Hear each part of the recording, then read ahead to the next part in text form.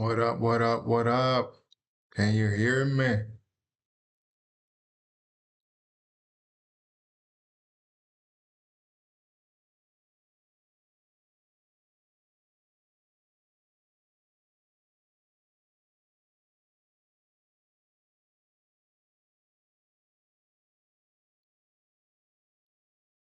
So this is my first live, so I need to check out this setting real quick.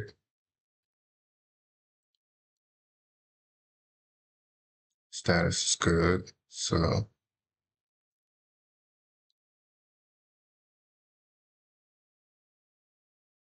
let's see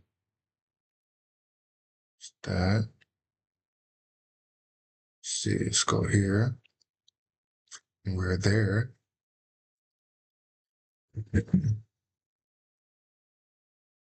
All right, so let me check this.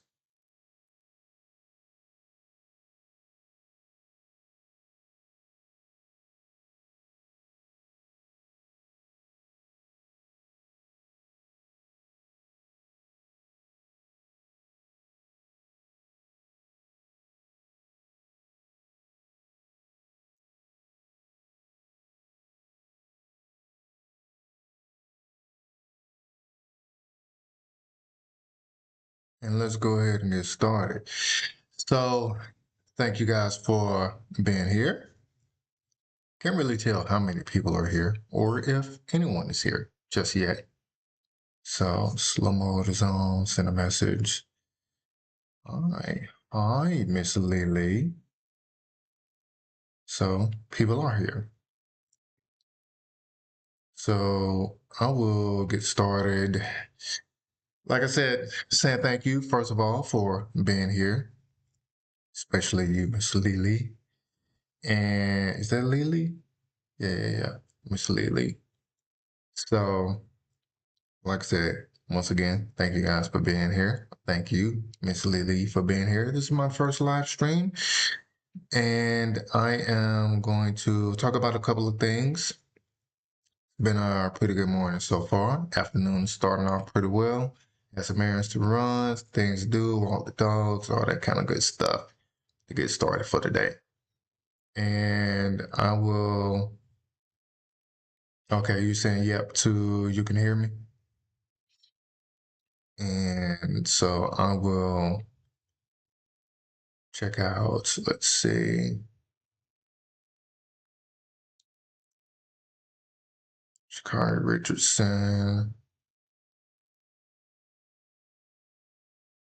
Play that video. And before I start this video with Sha'Carri and her speeding, I just want you guys to check out a couple of things real quick. So right here, this is the officer's speedometer showing right here. He's at 72. I think, well, I watched the video and I think he said he was in a 65 or they were in a 65. So that's his speedometer on the car, 72. Now this is his radar. So in red here, he's clocking the cars in front of him pretty much. So this car here is pretty much going 79. So he's at 71. He's in the 65. So even if he's in a 65 as an officer, from my experience being on the road, you don't want to just go exactly 65 because you'll have the cars behind you going about 60 because most of them, 99% of them will respect you and not just blow past you, which is what Sha'Carri did. So his speed here is 71, like I said, and the cars in front of him running at 79. So let's get it started. Flashing them to get out of your way, are you? Let's give you a path to get past them. See what you do.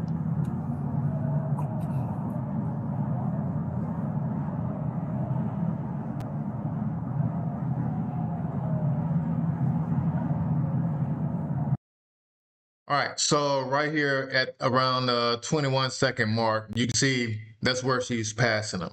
So she's about a car length in front of him. And then there's this car in front of her, which is about 2 car lengths in front of her.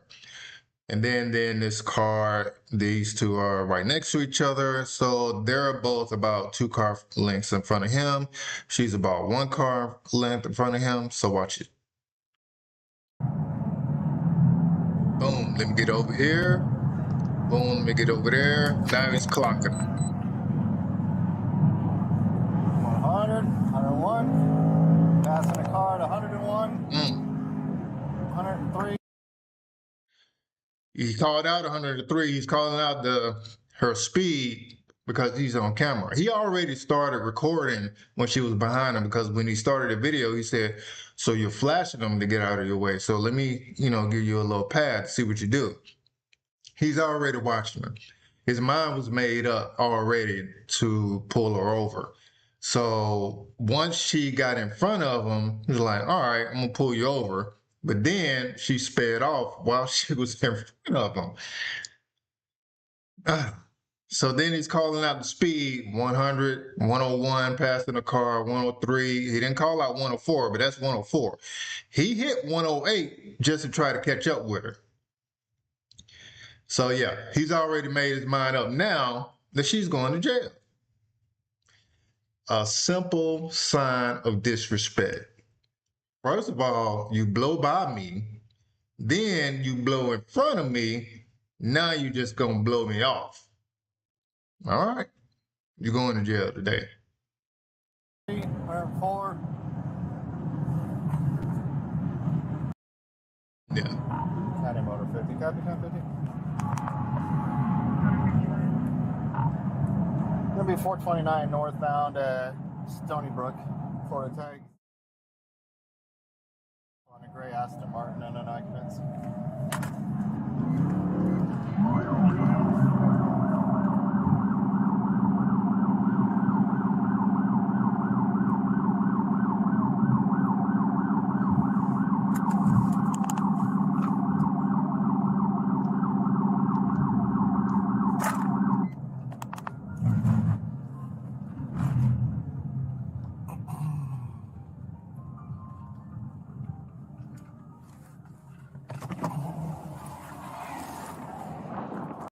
All right, so listen to the reason. I don't know if it's an excuse, but the reason she says she's going that fast. Check it out.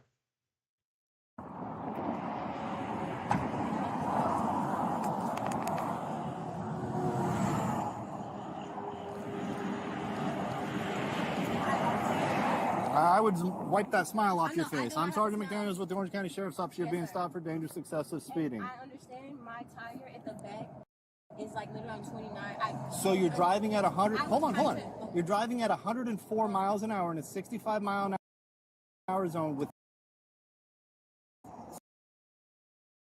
So he introduces himself as a sergeant. I think he said Sergeant McMahon or something, but he's a sergeant. He's got experience. He knows what he's doing. Went on the passenger side because they don't want to risk getting clipped going on the driver's side. You got people just speeding all around. So, or not necessarily speeding going all the way around, just, going by.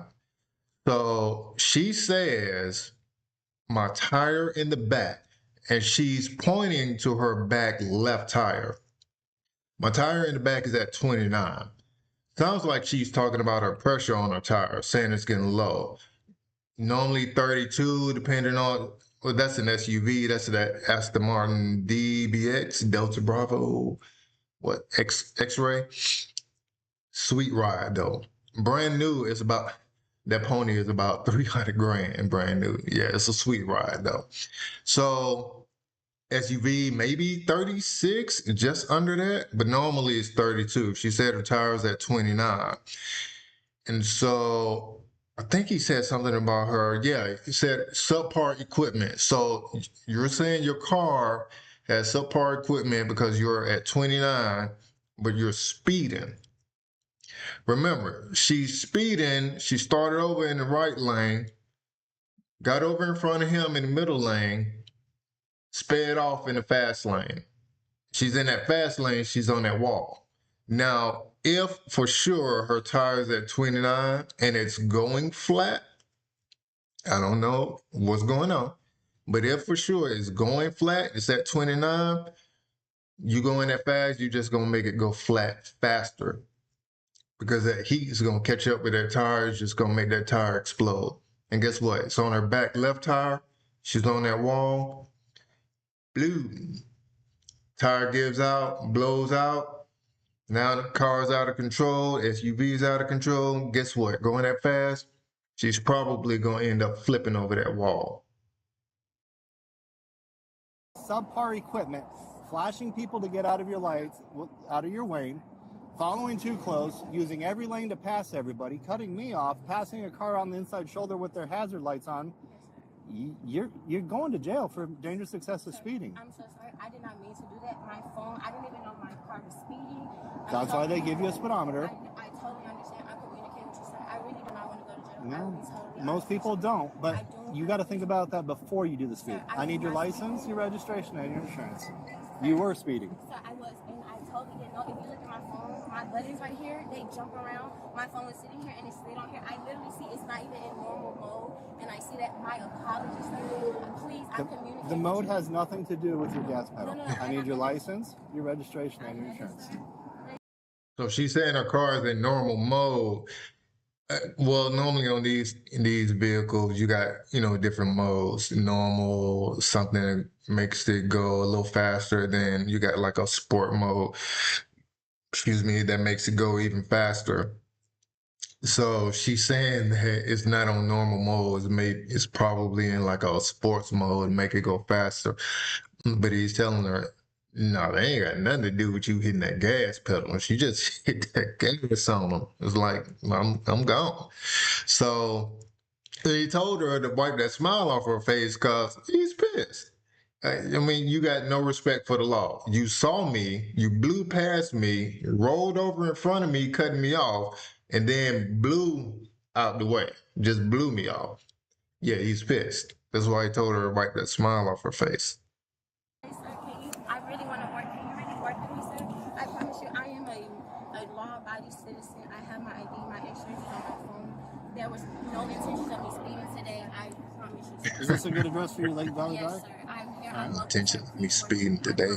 I don't know what work with you means. Not work with me. I understand that. I will take the ticket. I will show the No, court. like I told you, you're going to jail. Please don't allow me to go to please, sir. Please. Listen to me. Please, sir. I really. If nothing you say is going to change that. You are going to jail. Sir, am I going to jail, Jake? Yes. Sir, I really was not meant to intentionally speeding at That's all. even more scary. Sir, that means that you're doing please. things unintentionally No, on a sir, task that please, requires please, all sir. your attention. Sir, please, I'm begging you.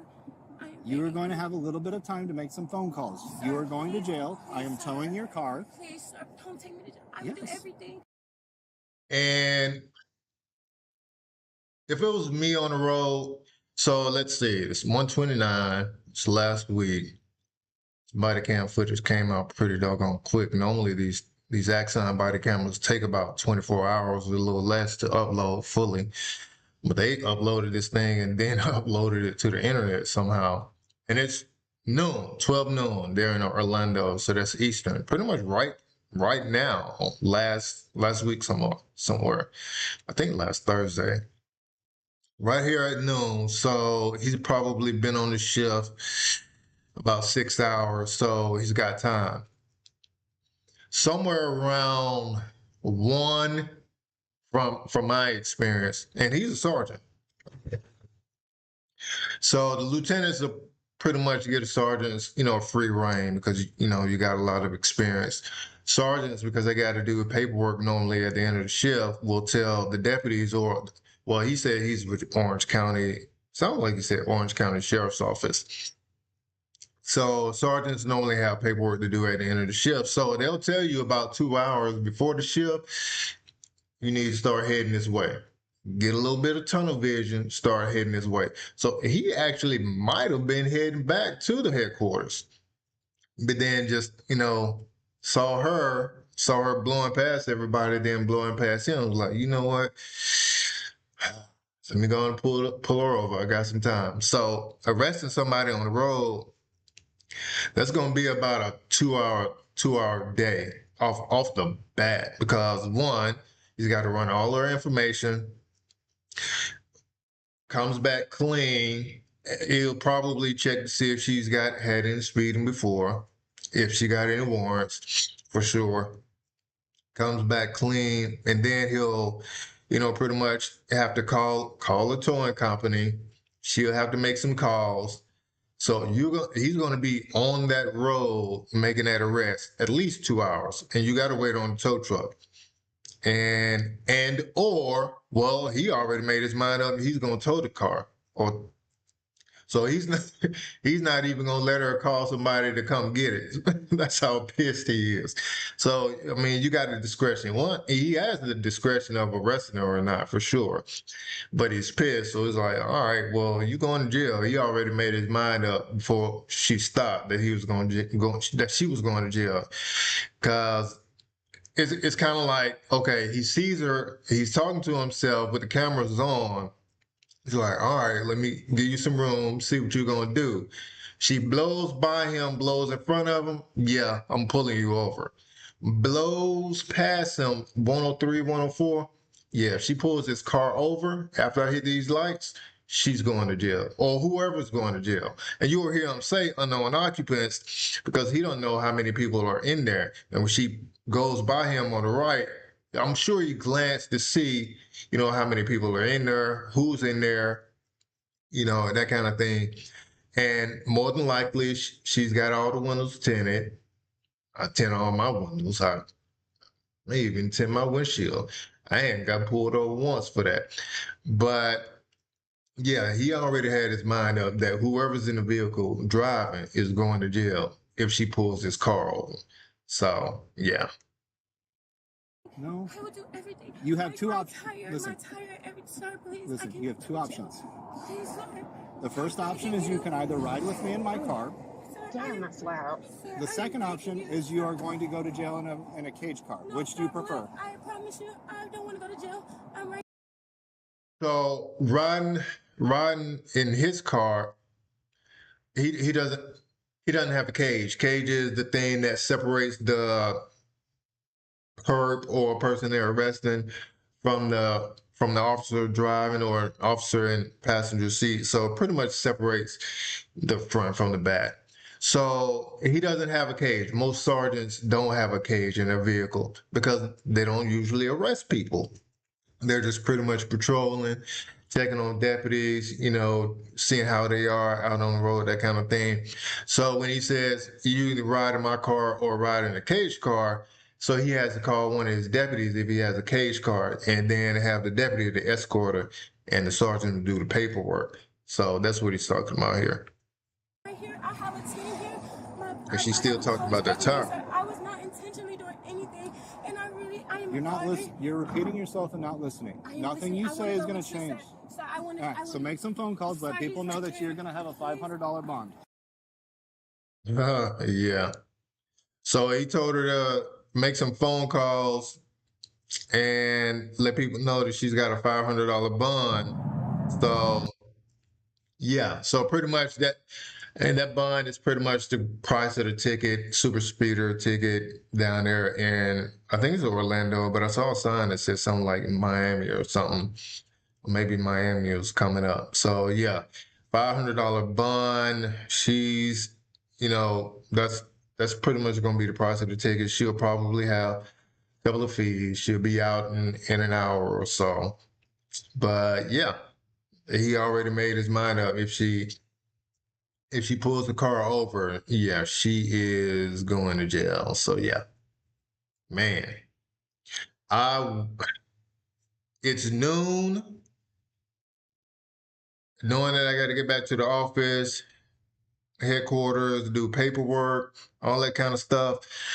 I would not have arrested her, but I definitely would have given her a ticket. You just cannot disrespect the law just like that, just blowing by them. That's a blatant disregard for law and law enforcement. So yeah, give me 1 second. I'll be right back.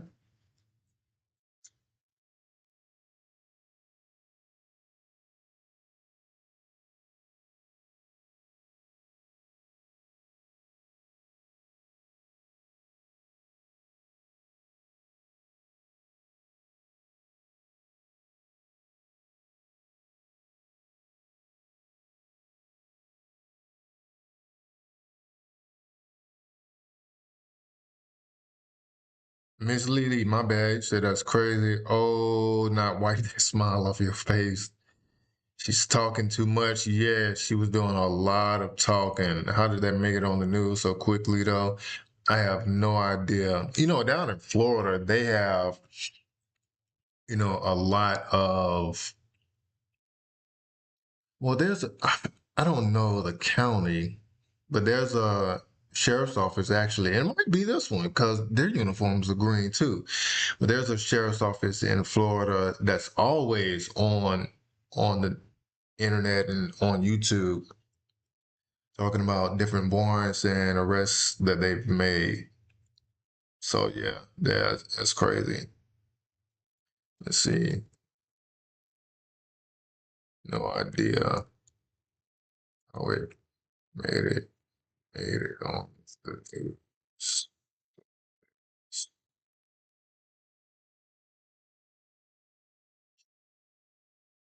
yeah.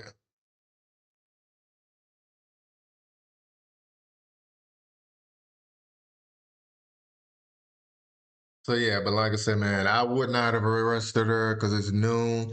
You normally have a cutoff time. Sergeants, well, deputies too. Sergeants maybe noon, 1 o'clock.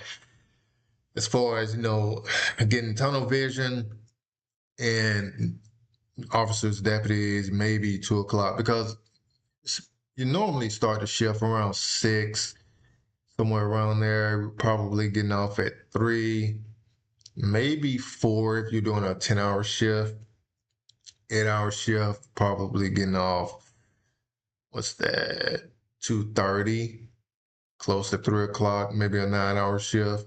If you get an hour for lunch or something like that, you normally don't get lunch per se when you're on the road. You just eat when you can, eat when you want to, or you want to, that kind of thing. So yeah. Next up, Sebastian Telfair. So I saw a clip of this, and he's talking about how I think $10 million wasn't any money or enough money or something like that. So let me see what he got going on.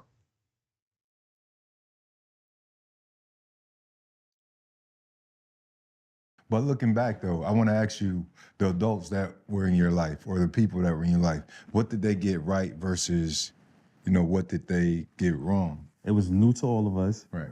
A lot of people was sensitive. There was a couple of people hating. You know what I'm saying? Because you don't understand as a kid, like people envy you no matter who they are. You know what I'm saying? Especially that type of success.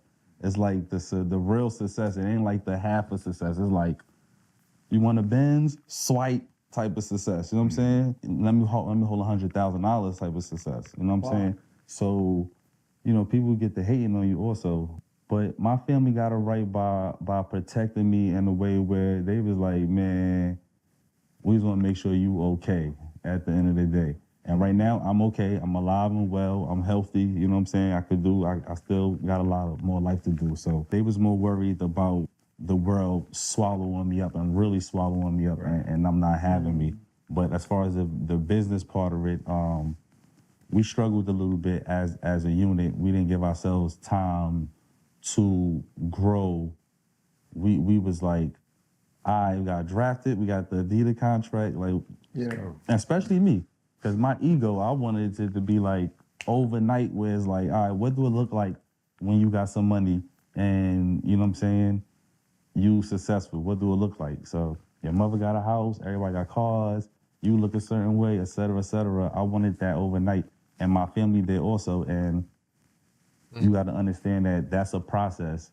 No matter if you have $1 billion, it's still a process to find a house, furnish a house, find a car you like, et cetera, et cetera, et cetera, et cetera.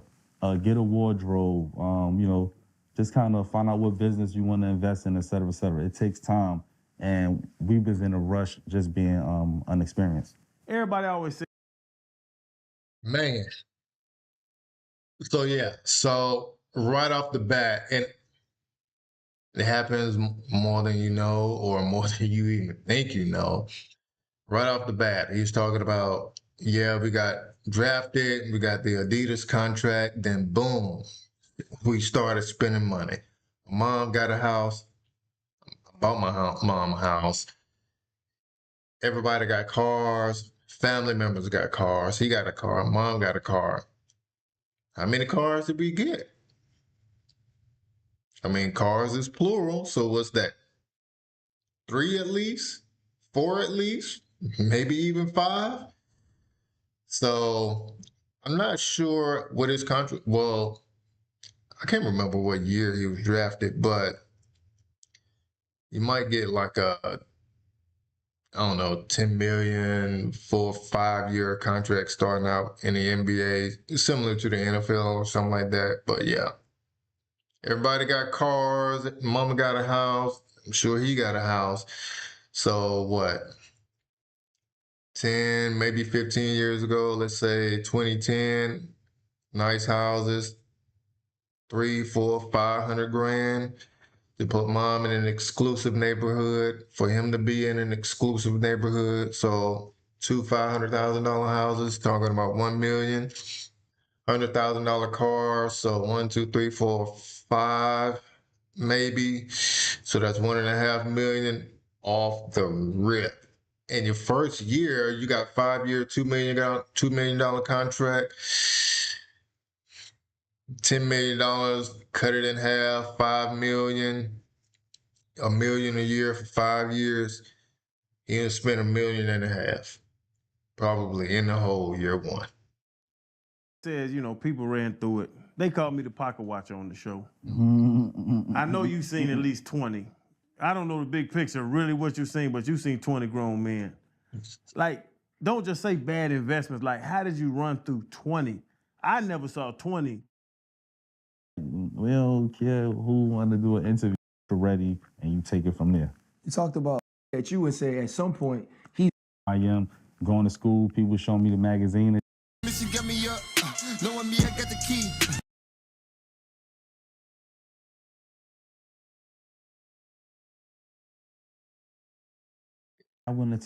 I was mad as hell. So I met with the owner, Robert Sarver, Rob Babby, and the president and all them. And I'm like, what? Oh, yeah, a certain way, et cetera, et cetera. I wanted that overnight. And my family did also. And you got to understand that that's a process. No matter if you have $1 billion, it's still a process to find a house, furnish a house, find a car you like, et cetera, et cetera, et cetera, et cetera. Get a wardrobe, just kind of find out what business you want to invest in, et cetera, et cetera. It takes time. And we was in a rush just being unexperienced. Everybody always says, people ran through it. They called me the pocket watcher on the show. I know you've seen at least 20. I don't know the big picture, really what you've seen, but you've seen 20 grown men. Like, don't just say bad investments. Like, how did you run through 20? I never. Yeah, you're talking about 20 million, call them 20 grown men. So I don't know, maybe one of his contracts were 20 million, maybe his second contract. Saw 20. And just thinking about it, like, my thing when I see dudes and I'm talking to them, I'm like, bro, if you got 10, then you got 8, then you got 6, then you got 4, then you got 800,000. Like, you can see that money leaving. Like, at one point, then you try to adjust. Like, something is going wrong with this financial plan. That's a good question. And no excuse. No excuse. So I played 10 years. You said I made 20. We all know about Uncle Sam, right? So what's that, 10? 10. Right? So that's about $1 million a year. Yeah.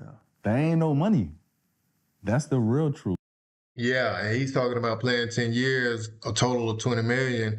I was thinking about his first 5 years and 10 million. And he's doing the math.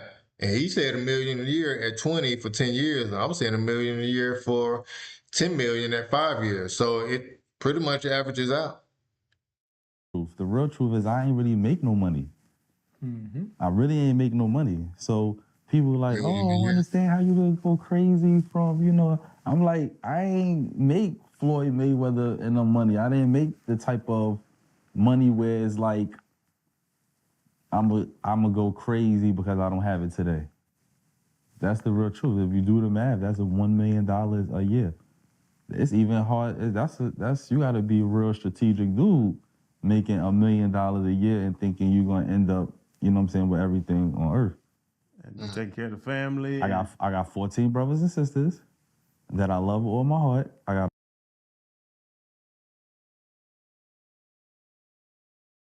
No, sir. No, sir.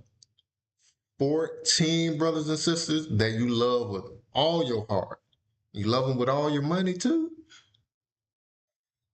No, sir. a mother and a father.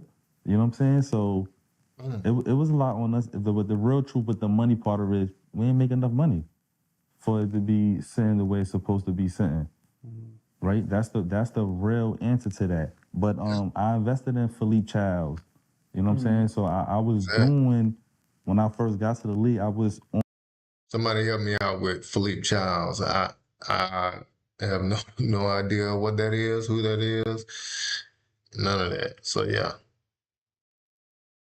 On the path to do, you know what I'm saying, the right things, you know what I'm saying? So I was on the right path. I just got knocked off the path of, you know, sitting here with, you know, $275 million cash right now. The way that you don't sit here with $275 million in cash is when the 13th draft pick of the Portland Trail Blazers in the first round doesn't become a superstar. But you had always been a superstar. Like you said, from the 5th grade, you were the #1 player in the country. What was the realization for you when you were like, wait, I'm not the best. I'm not playing the most. I'm coming off the end of the bench as a rookie. How difficult was that to deal with for someone who always had it? I don't really think that played a part. Maybe small. I was very confused when I got to Portland and I wasn't starting. Like, that shit confused me. I was just like, why am I not starting? You know what I'm saying? And then it took them halfway through the year and they let me start. And I remember my numbers from that point through my second year is perfect online to do what I need to do.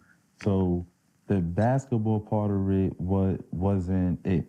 Though I was not working half as hard as I supposed to have been working, especially early on. You know, I would say my first 3-4 years dealing with everything off the court and not focus on the court. So the lack of focusness along with being a little confused of not starting and being on the team that so we losing and I'm not really feeling it. And I was confused as shit. Like I'm used to, like I said, like I'm used to crying when I lose. And when we win, I'm feeling good and everybody Still holding might me not up. love him So with I all got to his money, Portland and huh? we just losing. I'm just saying there like, what the, like, I was confused. You gonna That's blow it through was it the first like you time did. I second guessed myself. You know what I'm saying? But that's when you're supposed to have the right people around you, kind of mentoring you, so you understand that this is a marathon, this is not a sprint. Stay focused. When your time comes, you're gonna be extra ready, and you take it from there. You talked about having people be able to talk to you, guide you. Sometimes having conversations with people who have hit rock bottom are conversations that help you going forward as well. Recently, when you were in jail, for lack of a better way to say it, you had a conversation with Diddy. What did you take away from that conversation to help you now moving forward to not end up in a bad place like that again? Shout out to Diddy. I hope he get through, you know, everything he's going through. But I learned my lesson soon. The judge said 6 months. I ain't need to be in here talking to Diddy or nobody else. You know what I'm saying? Nah, I don't really want to give Diddy my lesson and learn from that. You know what I'm saying? But, you know, shout out to him. I hope he get through the situation. I hope he a better person when he get out. For you to be in a place where you go from all of these dreams and goals of things that you can be, and you know, you even say I didn't work the way I was supposed to in the beginning. There was the gun charge as well, which I think it was more the off the court stuff where people were like, wait, he got this charge or he's going through this thing. We can get him for cheap. When you get to Phoenix and you're playing with Steve Nash and you're watching a professional, was there any point where you thought you could get your career back to the place where you could be the star people perceived you to be when you were young? That's fun that you say it like that, 'cause I believe in Phoenix was the first time where I felt like there's some growth for me. And I think Phoenix was the kind of point where like I knew my career was kind of over, to tell you the truth. I had a whole problem with my agent. when I went to Phoenix. I was super excited when I went to Phoenix. I wasn't in shape when I got to Phoenix, so they had Ronnie Price playing over me, and I worked my ass off. I got in tip-top shape. Last 40 games of the season, I'm averaging 15-8. We won a game off the playoffs and shit. I just did a great job. The week before the season ended, I met with my agent. We down in Houston. I met with my agent. I'm like, yo, what type of deal can I get? Because at this point, I'm trying to get a team to invest in me for 3 years so I could woosah and, you know, just work and shit. So he was like, man, you could get a 3-year deal, 4-year deal, something like this that night, saying the numbers. I'm like, ugh, I'm feeling so good. That night I go out there, I was playing against Cal Lowry and Aaron Brooks. I'm kicking their ass. And they looking at me like, what the hell? I'm about to get some of that money y'all been getting. That's what I'm thinking in my head, but I'm just like moving, feeling different. Because when you playing professional sports, you gotta be making money. You can't be out there, especially for too many years, not making no real money. It's like a conversation that nobody's having, but you know the respect level and everything, you know, kind of that money part that you're making is a box that they're gonna check. You know what I'm saying? If they checking off how they're gonna deal with you. You know what I'm saying? And that goes with the referees, et cetera, et cetera. The season ended. I knew how my contract was. When they called to sign me, they was like, we want to give you $1.5 million. I was like, nah. So my agent was like, nah, you got to take that. That's what TJ Ford just signed for and for the Spurs. I was like, nah, ain't TJ Ford older than me? Like, nah, I ain't doing that. So he was like, whatever. So 2 hours later, he called back. I was like, tell him give me $2 million and I'll come play for the year for them. So he called me back. He's like, all right, we got the deal for you, $2 million. Cool. He was like, this is how it is. They're going to pay you $1.5 million, and then at the end of the year, they're going to give you $500,000. It's the second year on the contract, but they're going to cut you right at the end just to give you the $500,000. Got your $2 million. Boom. I'm like, all right, cool, let's do that. I go through the season, it started rocky, it ends great. They like, we love you, we don't want you to go nowhere, you our guy. I'm talking to my agent, he's talking about the contract. I'm like, finally, like I'm just getting to the point where I got a decent team, my mother out the projects, I got my house, I got the car I want. I'm just getting to the point where it's like, all right, this is what it felt like to be in the NBA and shit. The season ended, I waited till that 10 days. I'm calling Phoenix like, where is my $500,000? They like, man, we love you so much, we're gonna keep you for the next year. I said, nah. The deal was that y'all give me the $500,000. And he was like, nah, you gotta talk to your agent. My agent lied to me.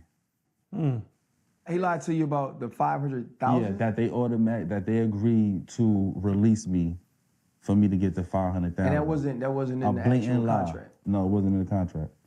But you had to sign it though. Yeah, but that probably was a verbal agreement.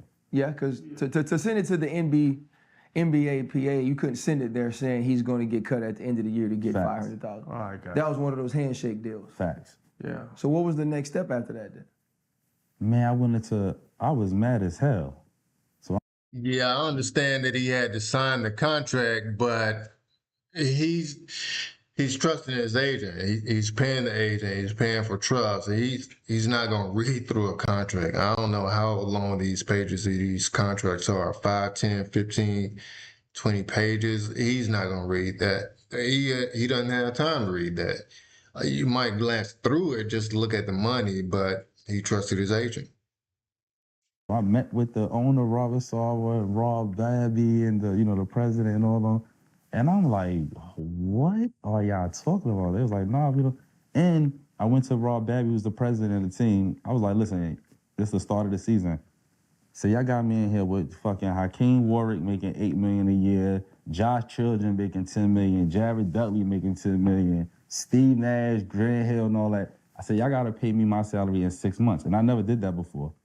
So I could have bigger checks to get through the year and shit. And I'm thinking I got the $500,000 at the end of the year, no matter what. So they did that for me. So now when they give me that news, I'm not getting the $500,000. I'm just getting my last NBA check from them, and they not gonna give me the $500,000. Boy, I was boo-hooing, arguing with them, went into arbitration with the agent and all that. That's how I got out the NBA. I ain't even have an agent going into that following season. But I'm on contract with Phoenix. They draft Kendall Marshall shout out to Kendall Marshall, but we get into the season, I'm looking around the locker room as a veteran now. I'm like, we draft Kendall Marshall. I'm looking at the rest of the team. Our superstar is Dragic. I'm like, what's gonna happen is we're gonna fall behind, we're not gonna have a good record, and all they gonna say is, it's time to play our rookie. So I'm looking at that the beginning of the season. I'm like, this is some bullshit. So that's kind of how my career kind of went. And next year I was in China after that.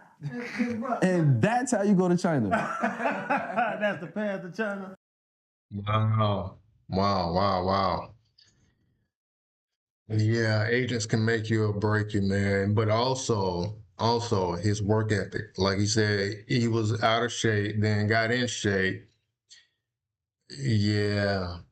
I think that was one of the things Kobe and Shaq fought about, Shaq not being in shape at the beginning of the season or something like that. Yeah, that's crazy. That's how you get to China. Wow. All right, all right. Let's see what OBJ talking about over here.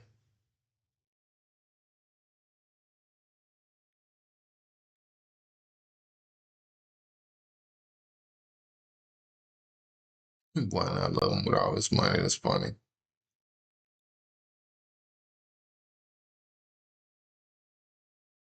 OBJ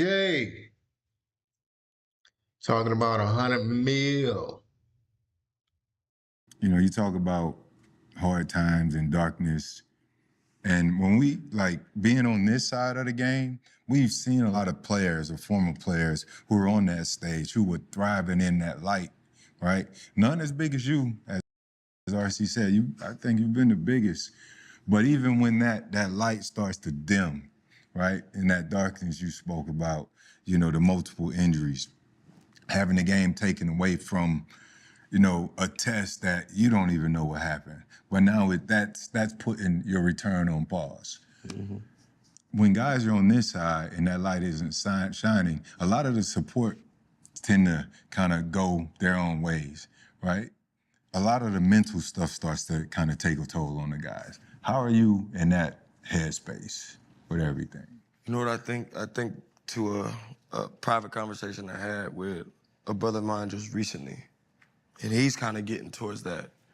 And I think it's up to us, and I don't know what it is, and it's a side conversation, you know, aside from this, that like, it's kind of up to us to create a community, because there is that leaving the game identity part that is very real, that I feel like we don't address or take as serious, because you never know how it hits you until it does.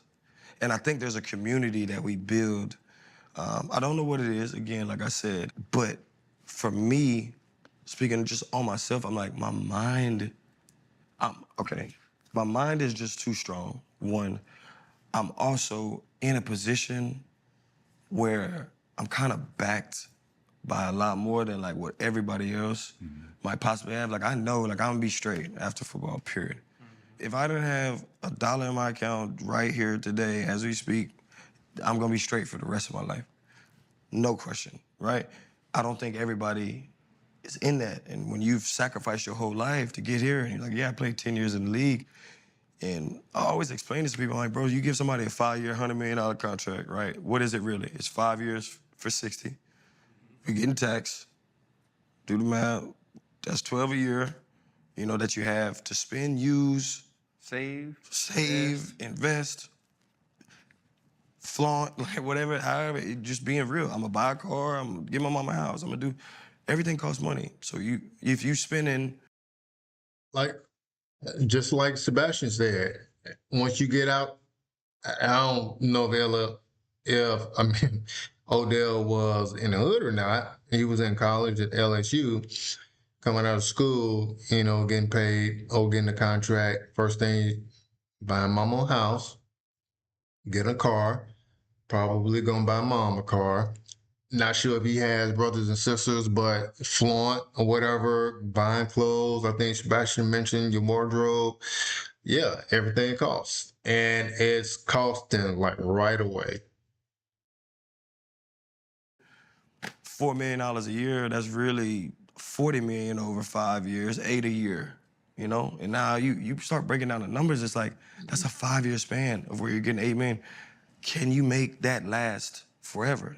And you always hear the people who ain't us and ain't been in the position, like, oh, well, that would last a lifetime. Yeah, this job that I've sacrificed my whole life for, they are giving me that. I didn't ask for the certain dollar amount or whatever, but we weren't taught about no financial literacy and all the way. We weren't Talk about it all the time. We weren't taught this skill, and it's kind of like,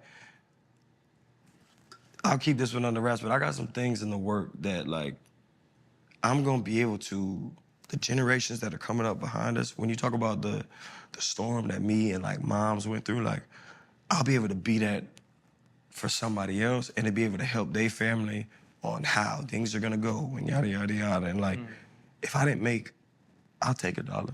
But if I didn't make $1 from any of these kids, but I could give them the knowledge and the wisdom that I didn't know, I'm doing my part. Like when I lay in that casket, like I know like I did my role. I know I did the things that I needed to do and provided for the generations coming behind us. So then that way they can lay, they had a foundation, now they can lay it for the ones that's coming, you know, after them. Yeah, and he's talking about breaking it down after taxes, after spending a little bit, $8 million a year for 5 years, and that's your second contract pretty much. First year, you're not getting that 60 million, 100 million. That's normally on your second year contract. And if you're that good on your second contract, the next 5 years, you're in year 10. Rarely, very rarely are you getting another contract like that going after year 10, going years 11 through 15. Very rarely. If you're a quarterback, yeah. Receivers, running backs, nah, man. They're cutting their teeth on a younger receiver being developed to be just as good as you, if not better, and paying them less money on that first year contract. It's very rare that they're getting anywhere north of 20, 30 million after year 10. So yeah, I get it. And like you said, a lot of people talking about they're not them. Yeah, that'll last a lifetime. You'll lie. You'll flat out lie. Because once mama and them start calling, you're going to tell everybody you got it. Or if you don't tell them, everybody already know you got it, especially when you got that kind of money. And then you're going to start spending. You're going to start flying across the country, flying family across the country. And then you're going to try to start flying private because people are talking about it. You want the experience, and you're not going to go by yourself. You're going to take your significant other or your boys or your girls if you're a woman making that kind of money playing professional sports or doing anything in business or whatever. But yeah, that money goes and blows real fast. So yeah, I get it. But that's going to be it for today, man. Y'all let me know what you think in the comments. Of course, it's live. So once it's over, we'll see how it goes. See if I do another live stream. That was kind of fun, though. So I'll do it again. But let me know, like I said, what you think in the comments. Like, share, comment, and subscribe. And I'll holler at you. 3 million subscribers. Loaded.